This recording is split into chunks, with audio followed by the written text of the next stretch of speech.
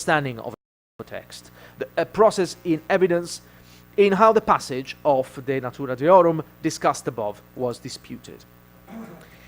It is for this reason that the transmission of the classical text must be granted greater emphasis in studies of the intellectual afterlife of classical texts. Thank you very much.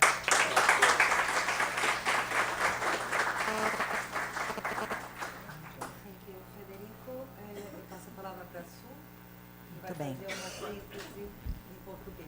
Sim. A sobrevida do pensamento de Cícero tende a ser buscada no uso e interpretação de suas palavras por aqueles escritores tardios que utilizaram seu legado para fins próprios. Na forma como as palavras de Cícero são citadas, apresentadas, integradas em argumentação, selecionadas, caracterizadas e interpretadas, fornece uma fonte inesgotável de estudo sobre a forma que suas ideias foram recebidas e reinterpretadas.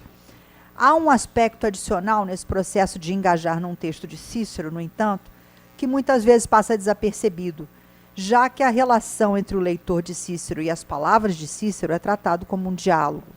De fato, há um importante estágio interpretativo entre o escritor da antiguidade e seu leitor, a transmissão do texto. Esse processo de transmissão inclui a intervenção no texto feita pelo editor, tradutor, comentarista, até mesmo da gráfica, e a significância disto é muitas vezes omitida nos estudos ou no destino da tradição clássica. Os diálogos teológicos de Cícero fornecem um exemplo especialmente pertinente da importância do processo de transmissão, por duas razões principais. Primeiro, a complexidade e a controvérsia dos textos em si. Segundo, sua potencial importância para disputas religiosas futuras. A pesquisa da professora Catherine, está atualmente examinando esse processo combinado de transmissão e recepção dos trabalhos teológicos de Cícero no período inicial da Inglaterra moderna, em particular no período inicial do Iluminismo, no final do século XVII e início do século XVIII. Neste período, os trabalhos De Natura Deorum e De Divinatione de Cícero foram citados em debates centrados em argumentos pró-religião natural e religião revelada, que envolveram questões sobre providência, cosmologia, a aplicação correta da razão em questões de religião, a possibilidade de profecias e milagres, o papel e a necessidade de sacerdotes, a relação entre a Igreja e o Estado e mais. Nos trabalhos de Cícero havia argumentos que poderiam ser utilizados pelos dois lados deste debate. A capacidade de declarar autoridade na leitura desses trabalhos e de encontrar a verdadeira voz de Cícero dentro deles se tornou a questão central na recepção da religião ciceroniana na Inglaterra iluminista. Esse trabalho busca usar essa controvérsia para ilustrar como os debates entre teólogos e filósofos, ao lerem os diálogos de Cícero, foram influenciados, talvez até moldados, pela transmissão destes textos. Um recorte se torna necessário, portanto, uma faceta desses textos de Cícero será examinada, ou seja, o parágrafo de conclusão do De Natura Deorum. Esta parte do texto foi inevitavelmente o foco de discussão entre seus leitores, e raramente passava sem comentário pelos estudiosos responsáveis por editar ou traduzir o texto. O exame de como essa passagem em particular é representada pela intelectualidade tem ênfase na interpretação e não no texto, já que a passagem relevante geralmente tem reprodução fiel. Qualquer problema no texto aqui apareceria nos extensos comentários publicados com o texto.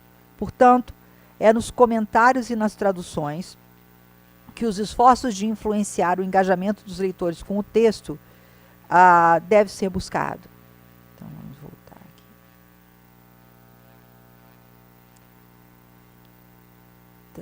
Então, ele fala de diversas traduções, vocês viram as reproduções, diversas brigas entre editores e tradutores. Então, estamos passando isso tudo por causa da hora. Vamos à conclusão. Conclusão. Essa adaptação do De Natura Deorum e o De Divinatione em trabalhos próprios para os argumentos do início do Iluminismo em relação à religião natural e revelada, não foi um processo que começou e terminou com o leitor. Os intelectuais que se encarregaram de editar, interpretar e traduzir o texto tiveram um papel pivotal em moldar a forma como esses trabalhos foram compreendidos.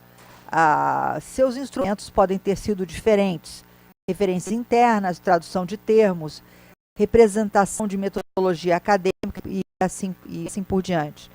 Mas esses intelectuais estavam tão interessados em passar uma interpretação particular do texto como homens como Collins e Bentley.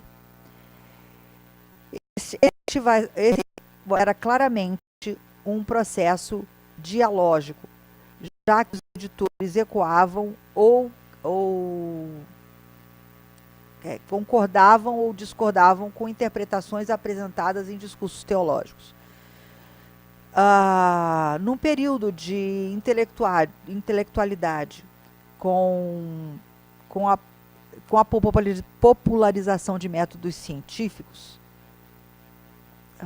num período em que a escolaridade, em que a população, num período em que a popularização de métodos científicos e de intelectualidade estavam na sua infância, a autoridade utilizada e a erudição utilizada por práticas editoriais ou como práticas editoriais poderiam ser manipuladas para facilitar uma compreensão particular do texto, um processo em evidência na forma como a passagem do De Natura Deorum foi discutida e foi disputada.